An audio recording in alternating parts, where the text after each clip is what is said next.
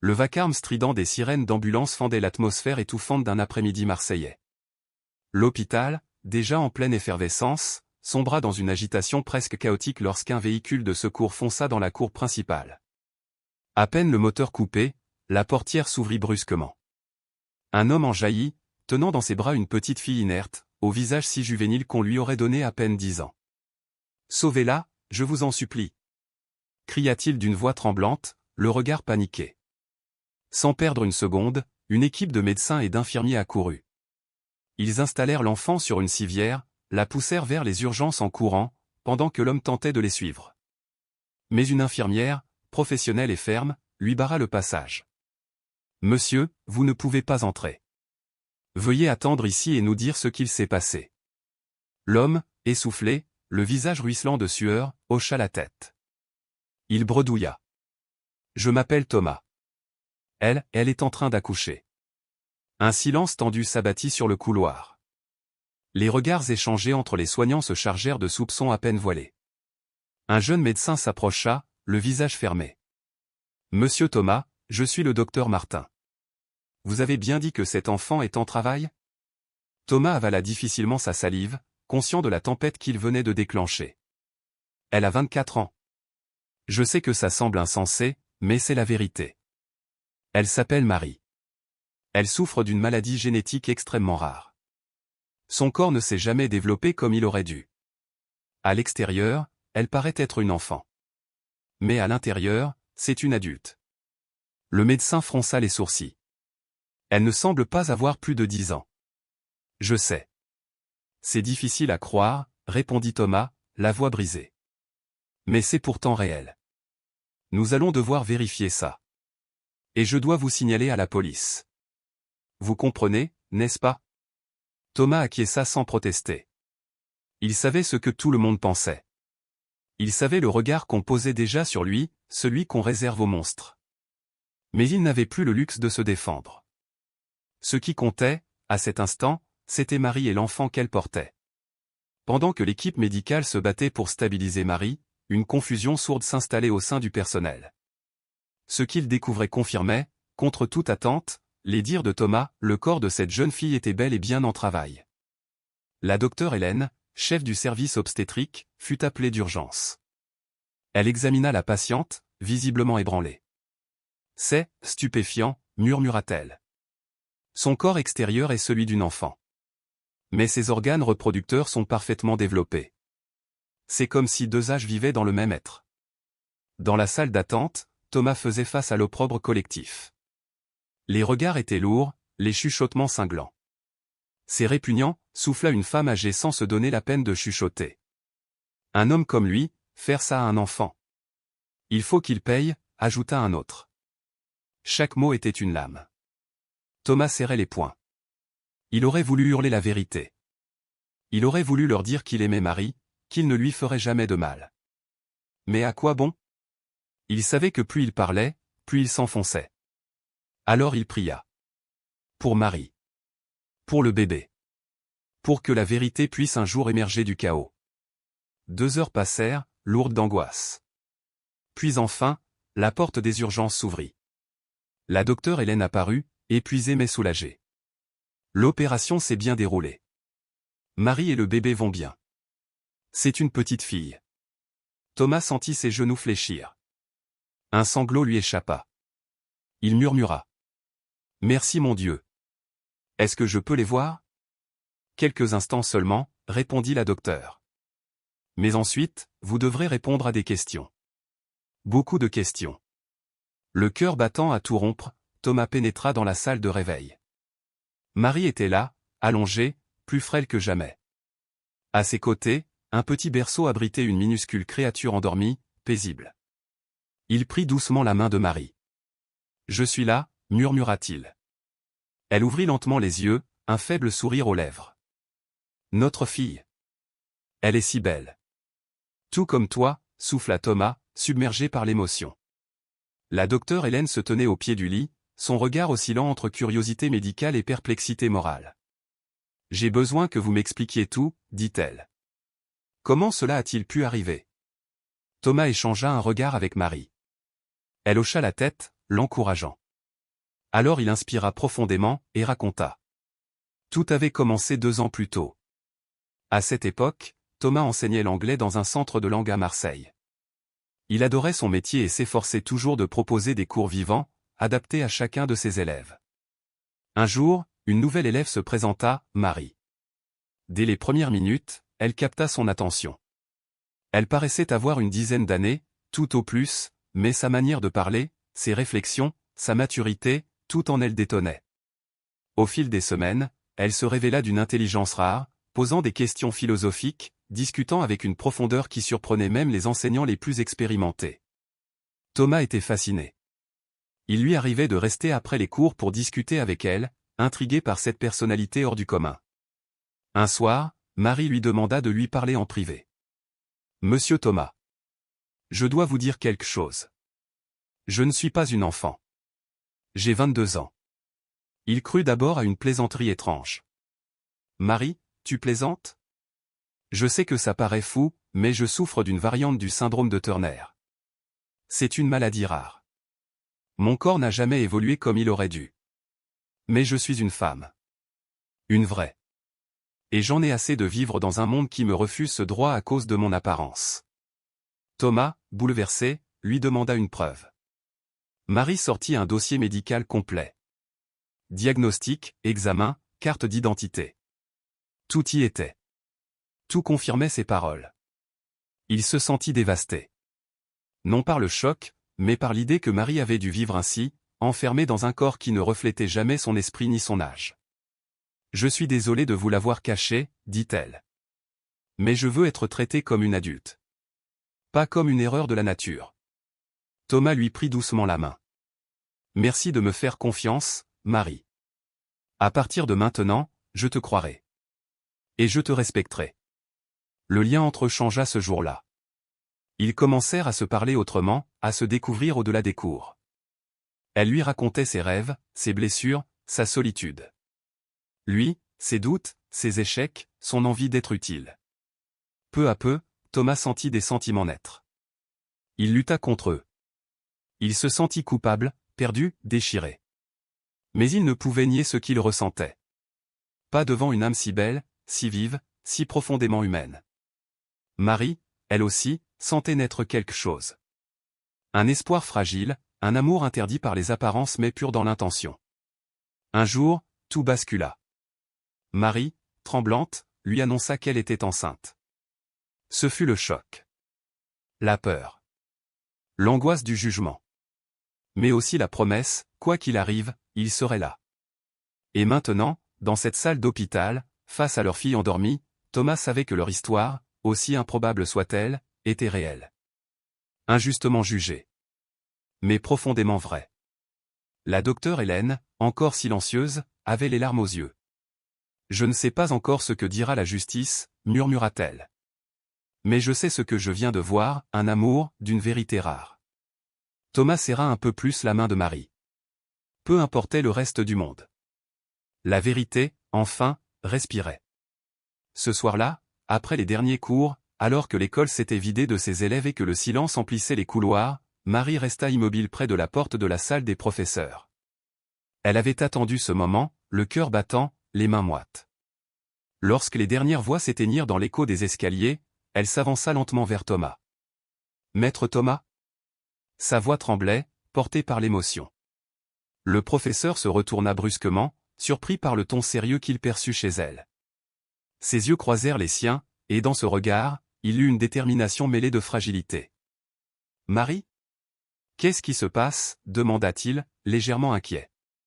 Elle inspira profondément, cherchant un souffle de courage dans le silence qui les enveloppait.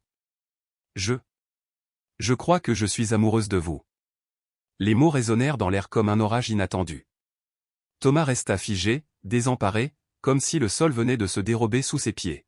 « Marie, tu sais que c'est impossible, » murmura-t-il enfin d'une voix douce, mais ferme. « Je suis ton professeur.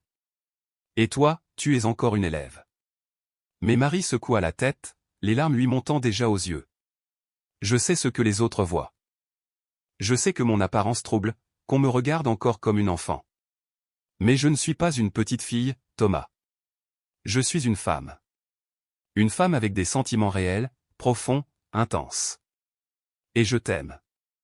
Ces mots déchirèrent le silence, et Thomas sentit son cœur se serrer. Elle avait raison. Elle n'était pas une enfant. Pas dans sa manière de parler, ni dans la force qu'elle dégageait. Et lui? N'éprouvait-il pas aussi quelque chose? Marie, dit-il d'une voix émue. Je ne peux pas te mentir. Moi aussi, j'ai des sentiments pour toi. Mais c'est terriblement compliqué. Le monde n'est pas prêt à comprendre. Il y a des barrières, des jugements, des lois. Elle s'approcha, posa sa main sur la sienne, ses yeux brillants de larmes et de feu.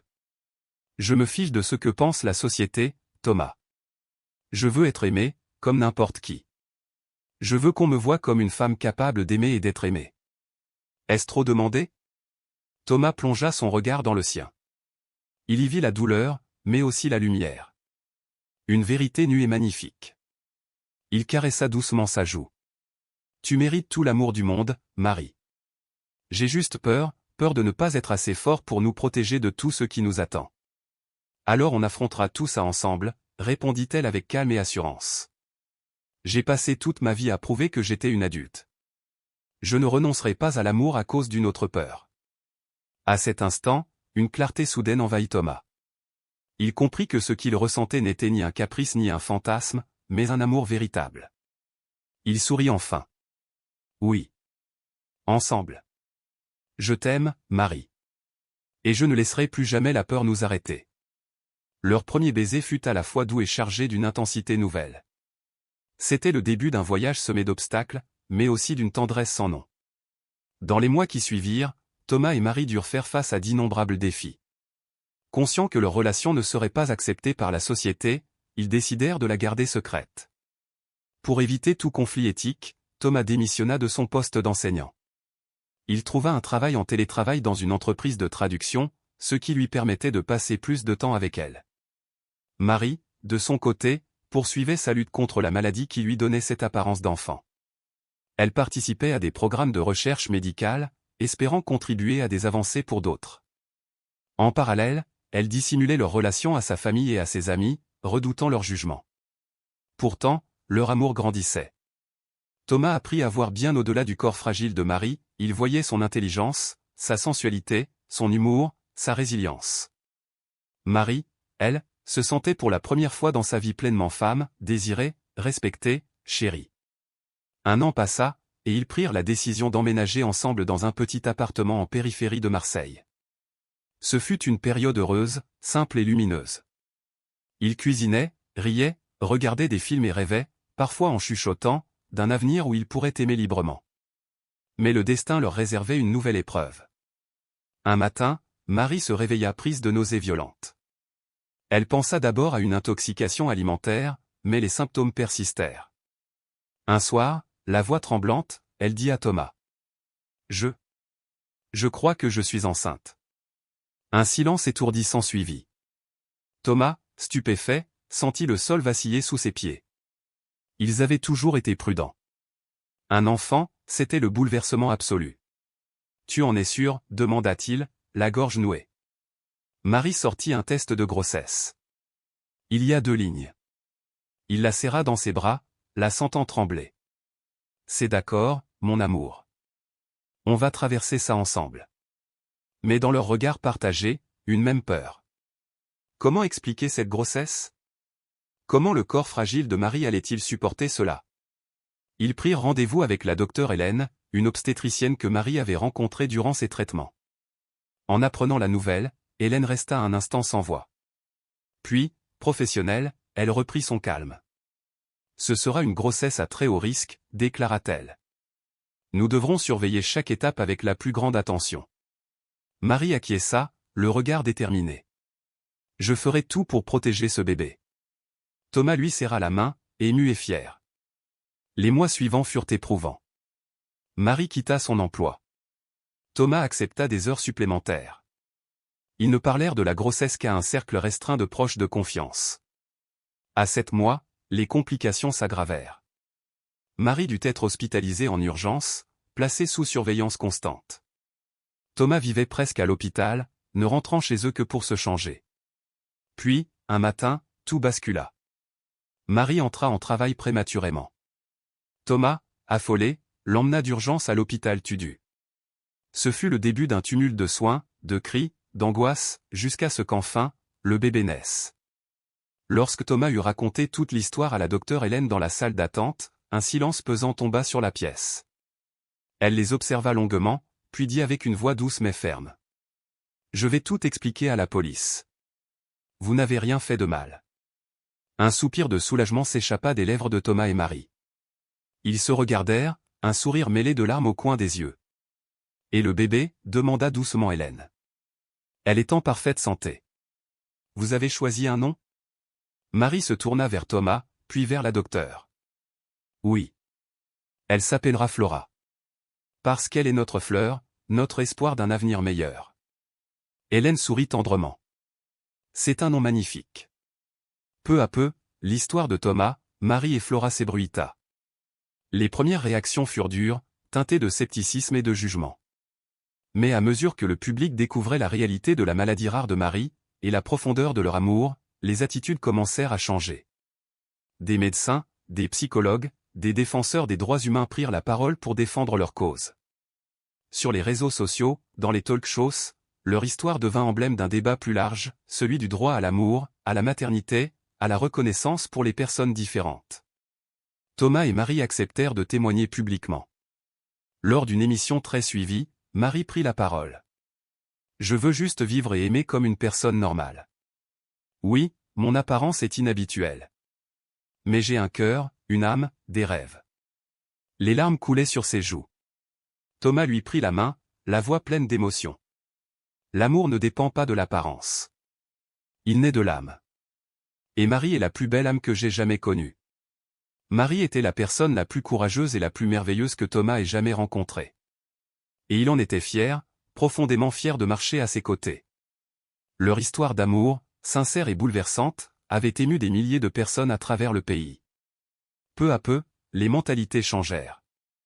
Là où il y avait auparavant des jugements silencieux, il y eut désormais des gestes de soutien, des regards compatissants, des mots d'admiration. Thomas et Marie reçurent des milliers de messages de personnes atteintes de maladies rares, des témoignages d'espoir, de reconnaissance, de solidarité. Mais malgré cette vague de bienveillance, leur quotidien restait semé d'épreuves. Marie, atteinte d'une maladie génétique rare qui la faisait paraître enfantine malgré ses 26 ans, continuait de faire face aux regards insistants, aux jugements hâtifs. Chaque sortie devenait une épreuve. Un jour, alors qu'elle promenait leur petite fille Flora dans un parc, un groupe d'adolescents se mit à la pointeur du doigt, à rire d'elle, à chuchoter cruellement. Marie sentit la colère monter, une brûlure d'humiliation dans la gorge. Elle serra les dents, lutta contre les larmes. « Maman, pourquoi tu pleures ?» demanda Flora, ses grands yeux pleins d'inquiétude. Marie s'agenouilla, essuya ses joues d'un revers de main et força un sourire. « Je vais bien, mon amour. Parfois, les gens ne comprennent pas ce qui est différent. Mais ça ne veut pas dire que c'est mal. Et ça ne me rend pas faible. » À ce moment-là, Thomas revint, une bouteille d'eau à la main. Il comprit aussitôt ce qui s'était passé. Sans un mot, il la prit dans ses bras, la berça doucement. « Tu es la personne la plus forte que je connaisse, murmura-t-il. Ne laisse jamais l'ignorance te blesser. » Marie acquiesça. Elle puisa dans son regard le courage de continuer. Elle se tourna vers Flora et vit dans les yeux de sa fille cet amour inconditionnel, cette pureté sans jugement. Elle savait alors qu'elle devait tenir bon. Pour elle. Pour Flora. Les mois passaient. Les chercheurs du monde entier poursuivaient leurs études sur sa maladie. Et un jour, un espoir inattendu jaillit, une équipe de chercheurs américains avait développé un traitement expérimental utilisant des cellules souches. Ce traitement pourrait, peut-être, stimuler sa croissance et modifier son apparence, la rapprochant de ce qu'elle aurait dû être sans la maladie. Mais cette promesse avait un prix. Le traitement était risqué, incertain. Thomas et Marie passèrent de longues nuits à en discuter, à peser chaque risque, chaque espoir. « Je veux que tu sois heureuse, en bonne santé, dit Thomas, les yeux humides. Si tu veux tenter cette chance, je serai avec toi, à chaque pas.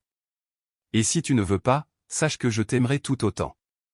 Toujours. » Marie le fixa longuement, captant dans ses yeux une sincérité désarmante. Elle regarda ensuite Flora dormir paisiblement dans son berceau, les paupières fermées sur un monde de rêves innocents. Son cœur débordait d'amour. « Je veux essayer, répondit-elle enfin, d'une voix calme mais résolue. Pas parce que je ne m'accepte pas comme je suis. Mais parce que je veux vivre pleinement la vie qu'on m'a volée. Je veux accompagner Flora à l'école sans craindre le regard des autres. Je veux qu'elle soit fière de sa maman. » Thomas la serra dans ses bras, ému aux larmes. Il était inquiet, bien sûr. Mais aussi admiratif devant son courage. S'ensuivirent des mois intenses de préparation. Marie dut passer d'innombrables examens, des analyses, des tests médicaux rigoureux. Pendant ce temps, Thomas multipliait les heures de travail, économisant chaque centime. Leurs familles, leurs amis, et même des inconnus les soutinrent. Des campagnes de dons furent lancées, des événements caritatifs organisés. Une solidarité magnifique entoura le couple. Le jour de l'intervention arriva. Marie, allongée sur son lit d'hôpital, regardait Thomas avec un amour profond et une pointe d'angoisse. « Je serai là quand tu te réveilleras, lui promit-il en déposant un baiser sur son front. Elle fut emmenée au bloc. Thomas resta seul, le cœur serré. Il n'avait jamais eu aussi peur.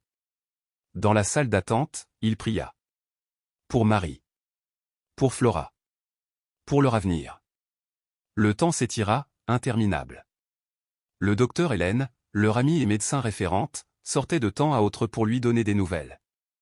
Puis, enfin, après de longues heures, elle revint, les traits tirés mais le sourire radieux. L'opération s'est bien passée. Elle se réveille doucement. Nous devons attendre les résultats sur le long terme, mais tout laisse présager une belle évolution. Thomas s'effondra dans ses bras, les larmes coulant librement. Il n'avait plus de mots, seulement une gratitude immense. Les semaines suivantes furent marquées par la convalescence. Les premiers signes de changement furent timides, un visage légèrement plus mature, une stature un peu plus grande. Mais à mesure que les mois passaient, la transformation s'accentua. 6 mois plus tard, Marie se tenait devant le miroir, les mains tremblantes. Elle n'en croyait pas ses yeux. Une femme adulte la regardait. Plus une enfant dans un corps figé. Une femme à la silhouette gracieuse, au regard assuré. « Tu es magnifique » murmura Thomas en se glissant derrière elle pour l'embrasser tendrement. Marie se retourna, les larmes aux yeux. « Merci d'avoir toujours vu qui j'étais, même quand le monde refusait de le faire. » Ils s'embrassèrent longuement. L'amour qui les unissait brillait avec encore plus d'intensité. Flora, désormais âgée de 2 ans, entra dans la pièce en riant. Elle courut vers sa mère et saisit sa main. « Maman, on va au parc ?» Marie la souleva dans ses bras, plus forte, plus sûre d'elle. « Oui, ma chérie. Allons au parc. » En descendant dans la rue, Marie sentit un changement subtil mais profond. Les regards n'étaient plus empreints de curiosité ou de jugement. Elle n'était plus différente. Elle était simplement une femme, une mère, marchant main dans la main avec l'homme qu'elle aimait. Ils s'assirent au parc, observant Flora courir, jouer, rire avec les autres enfants. Thomas regarda Marie, puis lui demanda doucement. « Est-ce que tu regrettes ?» Elle secoua la tête avec un sourire paisible. « Pas une seule seconde. Tout ce que nous avons traversé nous a menés ici. Je ne changerai rien. » Thomas serra sa main. Son cœur débordait d'amour, de gratitude. Ils avaient franchi ensemble l'impossible. Et maintenant, l'avenir leur appartenait. Lorsque le soleil se coucha doucement sur Marseille, ils rentrèrent chez eux, leurs pas légers. Marie ne se sentait plus prisonnière d'un corps qui ne lui ressemblait pas. Elle avait trouvé sa place dans les bras de Thomas, dans le rire de Flora, et enfin, en elle-même. Ce soir-là, assis sur leur petit balcon, contemplant les lumières de la ville, Marie posa sa tête sur l'épaule de Thomas, le cœur en paix. « Je t'aime » murmura Thomas. Marie sourit. « Et si on racontait notre histoire ? Un livre, un film peut-être. Je veux que d'autres sachent qu'ils ne sont pas seuls. Qu'il y a de l'espoir, de l'amour, de la dignité, peu importe notre apparence ou notre maladie. » Thomas acquiesça, ému. « C'est une magnifique idée. Notre histoire pourrait donner du courage à tant de gens. » Et dans ce silence paisible, entre les éclats de rire de leur fille et les étoiles au-dessus d'eux, ils planifièrent leur avenir. Un avenir qu'ils n'auraient jamais osé rêver, et qui désormais leur appartenait. Dans le silence paisible d'une nuit marseillaise, bercés par les battements réguliers du cœur de Flora endormie dans la pièce voisine, Marie et Thomas se laissaient doucement gagner par le sommeil. Dans leur cœur, malgré toutes les épreuves qu'ils avaient traversées, subsistaient encore l'amour et l'espoir inaltérables, même dans les moments les plus sombres. Ils s'endormirent l'un contre l'autre, convaincus que, peu importe les tempêtes du lendemain, ils les affronteraient ensemble, unis, solides, et pleins d'espérance. Les années suivantes furent marquées par le désir de partager leur incroyable parcours. Ensemble, ils créèrent un blog, où, sans phare, ils racontaient leur histoire, celle de deux êtres que la vie avait brisés, puis réunis dans une lumière inattendue. Leur ton sincère, leurs mots pleins d'humanité touchèrent des milliers de lecteurs. Très vite, leur récit franchit les frontières de la France, résonnant dans bien des pays. Ce fut un éditeur parisien, ému par leurs témoignages, qui leur proposa d'en faire un livre. Pendant des mois, Marie et Thomas plongèrent dans leurs souvenirs, retraçant chaque moment décisif, leurs premières rencontres, les premières confidences, les opérations médicales, les regards méfiants du monde, les nuits de doute, et surtout, la naissance de Flora, leur lumière, leur miracle. Le livre, intitulé L'amour sans voir les visages, devint un best-seller. Il fut traduit en plusieurs langues, acclamé pour sa justesse, sa tendresse, et sa force. Dans ce foyer où régnait la tendresse et la vérité, Flora grandit entourée d'amour et de valeurs humaines profondes. Marie et Thomas ne lui cachèrent jamais leur passé. Ils lui racontaient leur histoire non pas pour se glorifier, mais pour l'aider à comprendre, à grandir avec le cœur ouvert. Très jeune, Flora développa une grande sensibilité. À l'école, elle défendait les enfants rejetés, les moqués, les différents. Elle comprenait la douleur du rejet et la beauté de l'acceptation. Marie, quant à elle, poursuivait son combat sur un autre front, la recherche médicale. Elle participait à des essais cliniques, soutenait d'autres malades, et donnait des conférences dans toute l'Europe pour sensibiliser à la réalité des maladies rares. Elle devenait, sans le chercher, une figure inspirante, une voix précieuse dans un monde souvent silencieux face à ses souffrances invisibles. De son côté, Thomas décida de mettre à profit son vécu pour aider d'autres familles.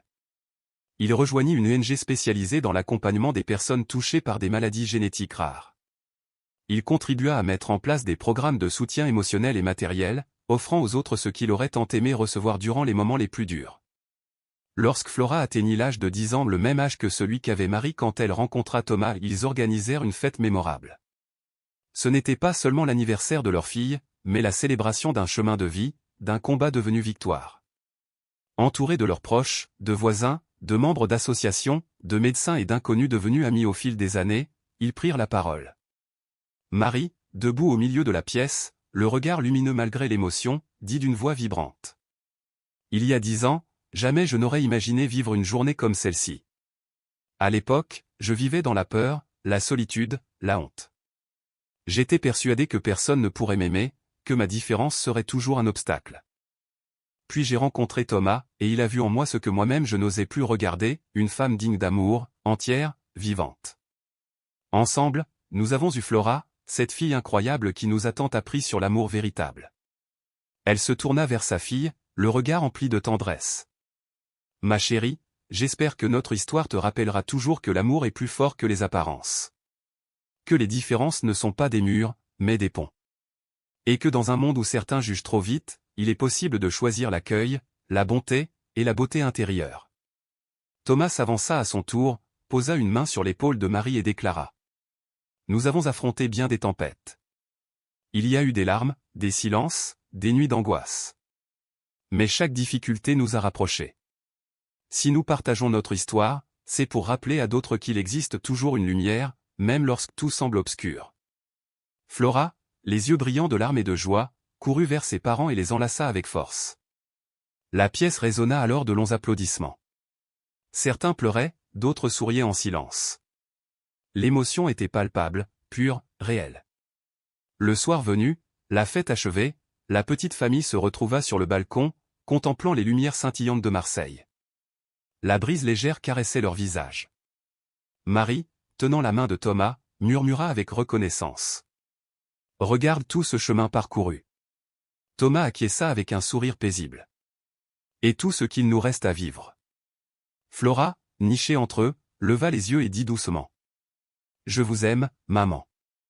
Je vous aime, papa. » Ils s'embrassèrent tous les trois, enveloppés par une chaleur silencieuse, celle de l'amour vrai et inébranlable, humble, indestructible.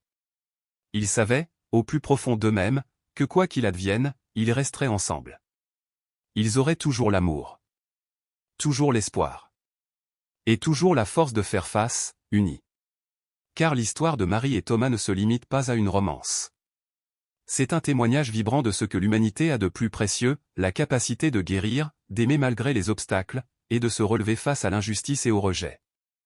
Leur vie est une ode à la résilience, au courage d'être soi, et à la certitude que chaque être humain mérite d'être vu, aimé, et respecté. Leur histoire nous rappelle que les véritables héros ne portent pas de cape.